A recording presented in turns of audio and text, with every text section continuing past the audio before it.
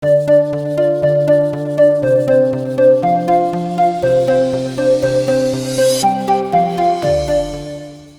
দর্শক, আসসালামু আলাইকুম রহমতুল্লাহি ওবারাকাতু। পবিত্র মাহে রমজানের এই শুভ সময়ে সিয়াম সাধনায় আছেন, মহান আল্লাহ সুবহানাহু ওয়া তাআলা রিজামন্দি হাসিল করতে চাচ্ছেন। আল্লাহ তাআলা কবুল করে নিন, আমিন। দর্শক, আপনাদের এই সাধনার সাথে যুক্ত হয়েছে আমরা ভাইয়া হোটেলস নিবেদিত সংযমের অর্থনীতি নিয়ে। এই আয়োজনটির powered by sponsor Shahzadi twin one Mehedi, এই আয়োজনটির পৃষ্ঠপোষক মুনতাহা স্টিল। আমরা প্রতিদিন কোনো একটা বিষয় নিয়ে কথা বলি। আজ যে বিষয় নিয়ে কথা বলতে চাই, ইসলামে ভোটের মূল্য। এ বিষয় নিয়ে আমাদের সাথে পরামর্শ দেওয়ার জন্যে, কথা বলবার জন্য স্টুডিওতে যোগ দিয়েছেন বিশিষ্ট আলেম দ্বীন, বিশিষ্ট ইসলামিক স্কলার, বাইতুল মুকাররম জাতীয় মসজিদের সম্মানিত সিনিয়র ইমাম মুহিবুল্লাহিল বাকি আন-নাদভী। শাইখ, স্বাগত আপনাকে। আসসালামু আলাইকুম রহমতুল্লাহ। ওয়ালাইকুম আসসালাম রহমতুল্লাহি ওয়া বারাকাতুহু।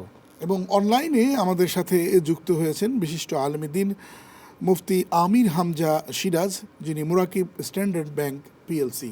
শাইখ, স্বাগত আপনাকে। আসসালামু আলাইকুম রহমতুল্লাহ। ওয়ালাইকুম আসসালাম ওয়া রাহমাতুল্লাহি ওয়া বারাকাতুহু।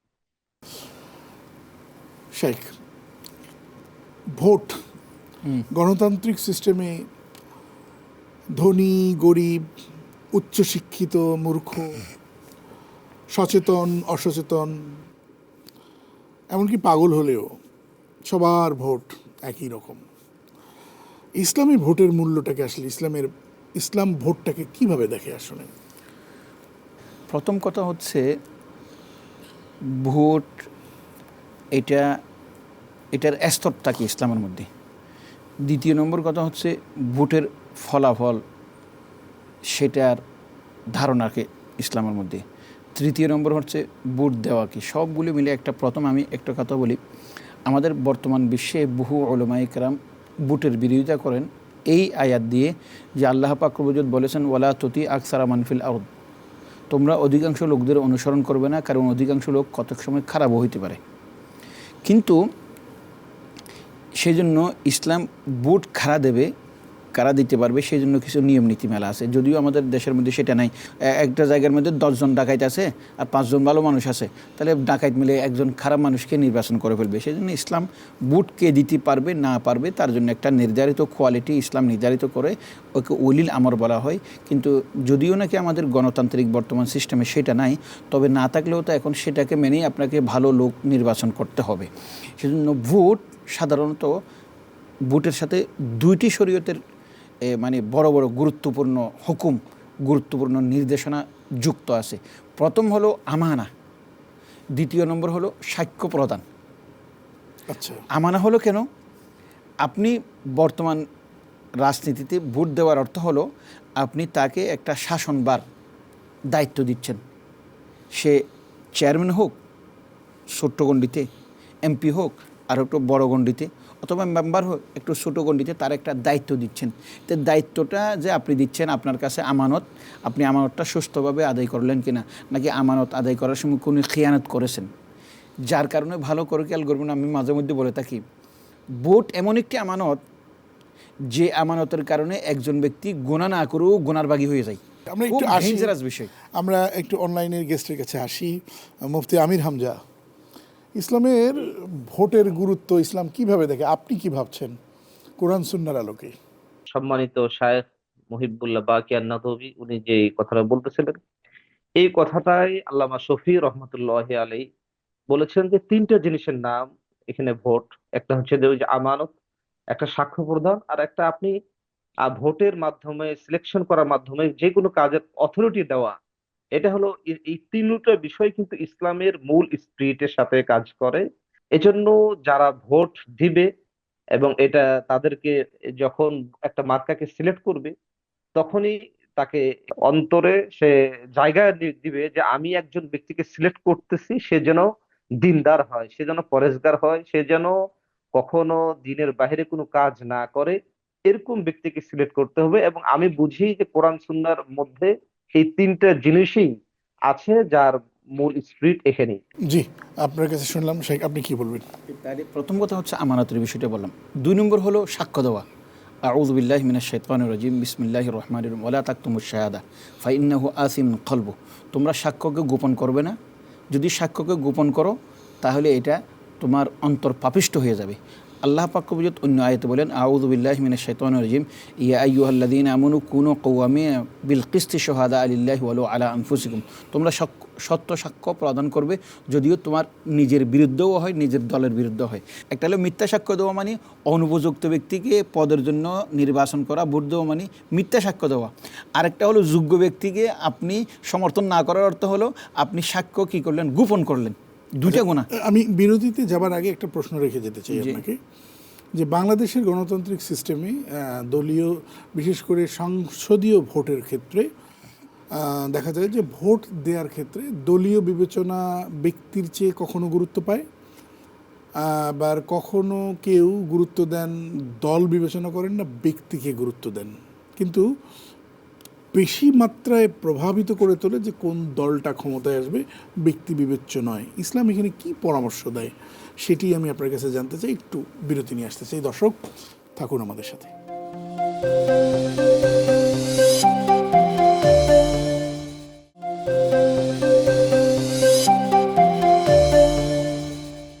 স্বাগত আরেকবার। দর্শক দেখছেন ভাইয়া হোটেলস নিবেদিত সংযমের অর্থনীতি, পাওয়ার্ড বাই শাহজাদি 2-in-1 মেহেদি। এই আয়োজনের সহ পৃষ্ঠপোষক মুনতাহা স্টিল। কথা বলছি ইসলামে ভোটের গুরুত্ব কী বা ভোটের মূল্য কী, এ বিষয় নিয়ে। মাশাআল্লাহ, আপনি একটা খুব সুন্দর প্রশ্ন করেছেন। কতক সময় দলকানা হওয়ার কারণে দলীয় ব্যক্তিকে সমর্থন করে দলের লোকটা যদি খারাপ হয়ে থাকে, তাহলে দলের লোকটা খারাপ হওয়ার কারণে সে যত রকমের অপকর্ম করবে, আপনি ভোট দিয়ে সব অপকর্মের গুনার ভাগে আপনিও হবেন। এক। 2 নম্বর সবচেয়ে দেখেন একটা মজার বিষয় হলো কি জানেন, বর্তমানে আমরা দলকানা হয়ে ভোট দিচ্ছি এবং আমাদের এই সমস্ত বেশিরভাগ যেই সব রাষ্ট্রের মানুষ অসচেতন বলেন, অশিক্ষিত বলেন বা অর্ধশিক্ষিত বলেন, সেই সব দেশের মধ্যে ভোট হলো একটা এমন একটা জোয়ার বাটার মতো, সেখানে মানুষ বিবেচনা করে না এবং বিবেচনা করার যোগ্যতাও অনেক সময় থাকে না। সেই কারণে আপনি দেখবেন ভোটের রাজনীতি এবং ভোট দেওয়ার মাধ্যমে ক্ষমতার পরিবর্তন এই ট্যাবলেটটা আমাদেরকে খুব খাওয়াইছে। কিন্তু যেই সব দেশ সবচাইতে উন্নত শিক্ষিত, সেই সব দেশের মধ্যে দেখবেন যে যেমন আমেরিকার মধ্যে সবাই ভোট দিয়ে একজনকে বেশি ভোট দিয়ে দিচ্ছে, সরাসরি ভোট বেশি পাইছে। কিন্তু ইলেকট্রনিক ভোট দিয়ে তারা আবার বলে যে না, ওই লোকটারে দিলে কী হবে, এই লোকটা পাবে না, কারণ এই লোকটা ভোট বেশি পাইলে কী হবে, সেই লোকটা দেশের 12টা বাজাবে। তখন একটা তারা কী সিস্টেম রাখছে, ইলেকট্রাল ভোটের মাধ্যমে আবার তারা কী করে দিচ্ছে, পরাজিত করে দিচ্ছে। কারণ তারা জানে যে কতক সময় জনগণ নির্বাচন করতে ভুল করে থাকে। কিন্তু আমাদেরকে তারা ভোটের রাজনীতির মধ্যে সরাসরি ঢুকাইছে। এই ডাকাতেরও দিলেও দিলাম, খারাপ মানুষেরও দিলেও দিলাম, ভালোরও দিলেও দিলাম, একেবারে কোনো ভালো খারাপ নির্বাচন করা চাই, এরা ভোটের রাজনীতি আমাদের মধ্যে সরাসরি ঢুকাইছে। আর যেসব দেশের মধ্যে এই ভোটের রাজনীতি আছে তারা কিন্তু একটা সতর্কমূলক অবস্থান করছে। আর একটা সম্পূর্ণ প্রশ্ন করি, যে আধা মিনিটের মধ্যে যদি উত্তর দেন। অনেক ভোটার চিন্তা করে যে আমি এই লোকটা খুব ভালো, সো হোয়াট, কিন্তু তার দল তো ক্ষমতায় আসবে না, আসার কোনো সম্ভাবনা নাই। যত ভালো মানুষের ভোটটা পচায় কোনো লাভ নেই, ভোটটা না পচাই বরং তাকেই দিই, যেহেতু তারা ক্ষমতায় আসবে। শুধুই নাকি ভোটটা দিলে আমার ভোটটা পচে গেল। ইসলাম কী বলে? হ্যাঁ, এই জায়গার মধ্যে কিন্তু খুব একটা গুরুত্বপূর্ণ থিওরি আপনাকে মনে রাখতে হবে। সেটা হলো কি যেন, আমাদের এখানে কিছু খুব অতি সুফি সাধক আছে, তারা মনে করি কি যে আমি এখানে কোনো ভালো প্রার্থী পাই নাই, সেজন্য আমি ভোট দেব না। তো ভোট না দিয়ে কী হচ্ছে, কম্পারেটিভলি যেই লোকটা অপেক্ষাকৃত ভালো সে ভোটটা পাচ্ছে না, আর অপেক্ষাকৃত খারাপ লোকটাই উইন হয়ে যাচ্ছে। তাহলে ইনডাইরেক্টলি আপনি ভোট থেকে দূরে থাকার কারণে কম্পারেটিভলি যে ভালো হবে তাকে আপনি বঞ্চিত করলেন। অতএব ভোট না দেওয়ার কোনো বিধান নেই। প্রথম আপনাকে এখানে একটা মাপকাঠি নির্ধারণ করতে হবে। সেটা হলো, প্রথম দেখব যে কার মাধ্যমে সবচাইতে বেশি দেশ, দিন, ধর্ম লাভবান হবে। আপনি দেখতেছেন যে এখানে সবগুলি খারাপ মানুষ, কারো মাধ্যমে লাভবান হবে না, তাহলে তখন দেখতে হবে কার মাধ্যমে কমপক্ষে কম ক্ষতি হবে, সেটা দেখতে হবে। তারে ভোটটা দিয়ে হলেও কমপক্ষে কম বেশি ক্ষতির থেকে বাঁচানো, ওটাও আপনার দায়িত্ব ভোটের মাধ্যমে। জি শেখ, আপনার কাছে আমি আসতে চাই, আপনার কাছে যে বিষয়টি জানতে চাই যে রসুল সাল্লাল্লাহু আলাইহি সাল্লামের যুগে তো এইরকম গণতান্ত্রিক উপায়ে এরকম ভোট ছিল না, ব্যালট বাক্স ছিল না।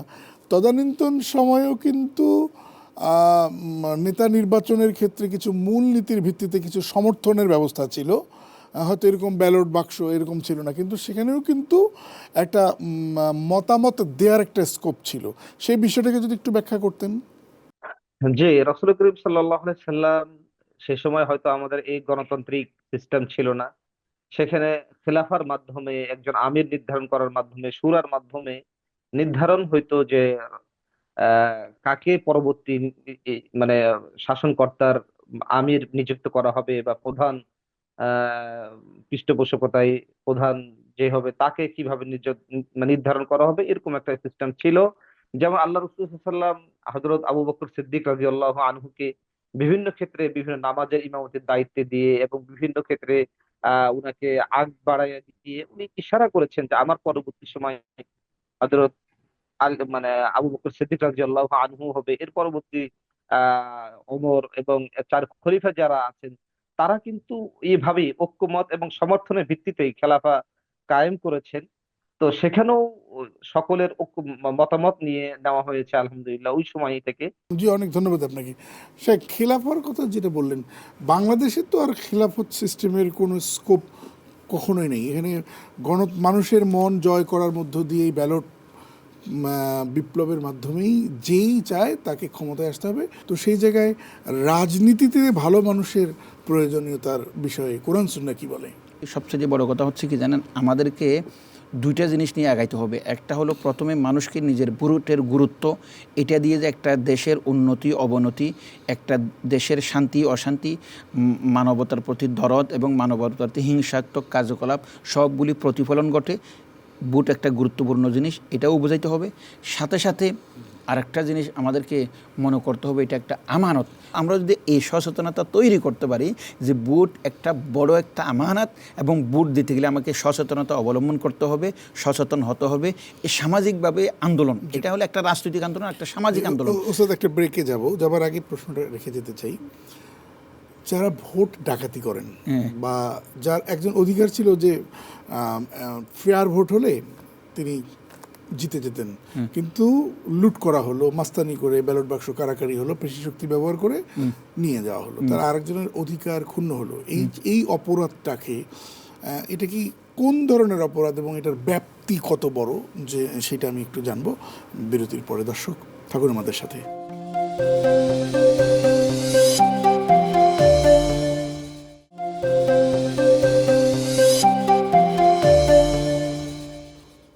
স্বাগত আরেকবার, সাথে ছিলেন অসংখ্য ধন্যবাদ। দর্শক দেখছেন ভাইয়া হোটেলস নিবেদিত সংযমের অর্থনীতি, পাওয়ার্ড বাই শাহজাদি টুইন ওয়ান মেহেদি।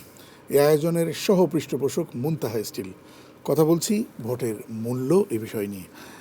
সেই ভোট যখন ডাকাতি হয়ে যায়, এই অপরাধের শাস্তি কি আল্লাহর কাছে? একটা কথা খেয়াল রাখবেন, বাংলাদেশের মধ্যে ইতিহাসে বহুবার ভোট ডাকাতি হয়েছে, এবং তারা মনে করে যে আমরা জনগণকে গুরুত্ব না দিয়ে বিদেশি শক্তি আমাদেরকে ক্ষমতায় রাখবে, সেই মানসিকতা থেকে তারা সবসময় ফেসিবাদী সিস্টেমে এবং জোর জুলুমের মাধ্যমে ভোট গ্রহণ করে থাকে।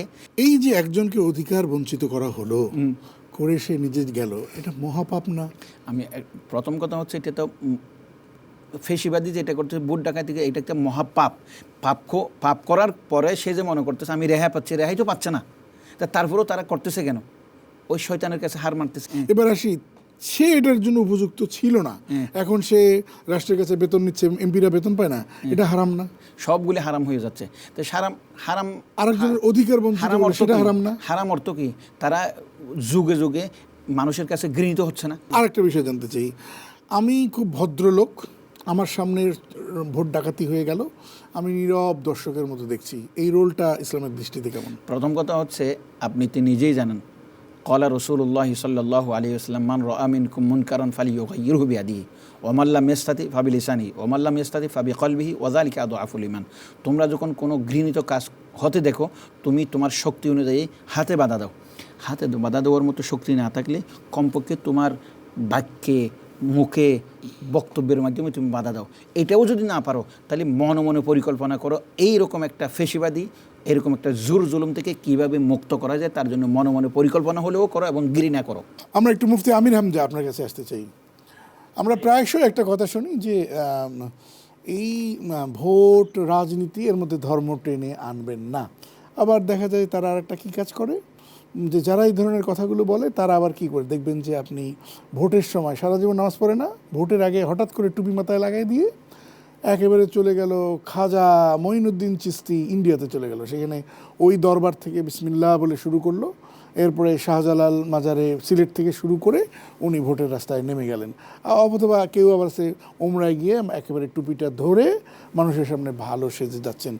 এই যে ধর্মকে এই জাতীয় ব্যবহারকে ইসলাম কিভাবে দেখে? ডাবল স্ট্যান্ডার্ড কিনা, সঠতা কিনা? আসলে যারা এরকম অবস্থা করে এবং যারা বলে যে ইসলামের সাথে ভোটের কোনো সম্পর্ক নাই অথবা রাজনৈতিক সম্পর্ক নাই, যারা এটা বলে তারা আসলে মূলত ইসলামটাকেই বুঝে না, ইসলামটাকে ধারণ করে না। ইসলামের মাকাসিদুশ শরিয়া যেটা আছে, ইসলামের মূল উদ্দেশ্য স্পিরিট, তারা সেটা বুঝে না। যার কারণেই সেটা তারা বলে। কারণ ইসলামের সাথে রাজনীতির সাথে ওতপ্রোতভাবে এটা সম্পর্ক আছে। আল্লাহ রসুল সাল্লাল্লাহু আলাইহি ওয়াসাল্লাম দেখেন রাষ্ট্র কায়েম করেছেন, সাহাবায়ে কেরাম খেলাফা কায়েম করেছেন, তারা শাসন করেছেন। এইভাবে ইসলামটা কিন্তু রাজনীতির সাথেই জড়িত। কোরআনের সাথে রাজনীতির, আল্লাহ সুবহানাহু ওয়া তাআলা বলেন ইয়া আইয়ুহাল্লাযীনা আমানু আকিমিস সালাহ ওয়া আকিমুদ্দিন। এখানে দিন কায়েমের কথা বলা হচ্ছে যে তোমরা দিনকে প্রতিষ্ঠা করো, সমাজে দিনকে কায়েম করো। তাহলে দিন কায়েম করতে হলে এটা কিভাবে কায়েম করবেন? রাজনীতির ময়দানে এসে ক্ষমতার মাধ্যমেই এটাকে দিন কায়েম করতে হবে। তাহলে এখান থেকে বোঝা যাচ্ছে যে রাজনীতির সাথে ইসলামের ফুল একটা আহ মিল রয়েছে এবং ইসলামের সাথে এটা যায়। এবং ইসলাম ইসলাম যেরকম ভাবে মানা ফরজ, রাজনীতি করাও একজন মুসলিমের জন্য ইসলামী রাজনীতি করা এটা ফরজ, খেলাফায় কায়েম করা ফরজ। এটা গেল একটা বিষয়। আর একটা বিষয় বলেছেন যে অনেকেই ভোটের সময় আসলে সারাদিন ধর্মকর্ম নাই, কিচ্ছু নাই, কিন্তু তারা ভোটের সময় আসলে জুব্বা পাঞ্জাবি লাগায় বিভিন্ন দরবারে গিয়ে তারা এভাবে নিজেকে উপস্থাপন করার চেষ্টা করে, ভালো মানুষ সাজার চেষ্টা করে। আসলে মূলত এটা তো তারা ভালো মানুষ সাজে না, এটা একটা স্বর্ণের যেরকম সিটি গোল্ডের উপর প্রলেপ দিয়ে দেয়, স্বর্ণের রং লাগায় দেয়, স্বর্ণের মতো মনে করে। তারাও নিজেকে টুপি লাগায়া দাড়ি লাগায়া তারা এখন মনে হচ্ছে যে সারা জীবন সুদ ঘুষ এগুলো খেয়ে মানুষের অত্যাচার অন্যায় এগুলো করার পরে ভোটের সময় এসে মানুষকে বোঝাচ্ছে যে আমি ভালো নেতা, আমি ভালো করব, জুলুমের নিধন করব এবং ভালো শাসন করব, ভালো বিচার করব, এরকম মানুষকে বুঝায়। কিন্তু আসলে আমরা এই 52 বছরের রাজনীতিতে বাংলাদেশে দেখে আসছি, যারা এইভাবে আসছে পরবর্তী রাজনীতিতে আসার পরে তারা কিন্তু তাদের চেহারা পাল্টাই গেছে, কায়া পরিবর্তন হয়ে গেছে। এটাকে মুনাফিকি চরিত্র বলতেছে অসংখ্য আল্লাহ ধন্যবাদ। রাসূল আমরা সাল্লাল্লাহু মেসেজ আলাইহি পেয়েছি ওয়াসাল্লাম। যে এবং এই ধরনের মুনাফিকেরই তো ভবিষ্যৎ, ইন্নাল মুনাফিকিনা ফি দারকিল আসফালি মিনান নার। শাইখ, সময় স্বল্পতার জন্য আজকের মতো এখানে শেষ করতে হচ্ছে। ধন্যবাদ। আপনারা দেখছিলেন ভাইয়া হোটেলস নিবেদিত সংযমের অর্থনীতি, পাওয়ার্ড বাই শাহজাদি 2-in-1 মেহেদি আর এই আয়োজনের সহ পৃষ্ঠপোষক মুনতাহা স্টিল। আজ এ পর্যন্তই। আসসালামু আলাইকুম রহমতুল্লাহি ওয়া বারাকাতুহু।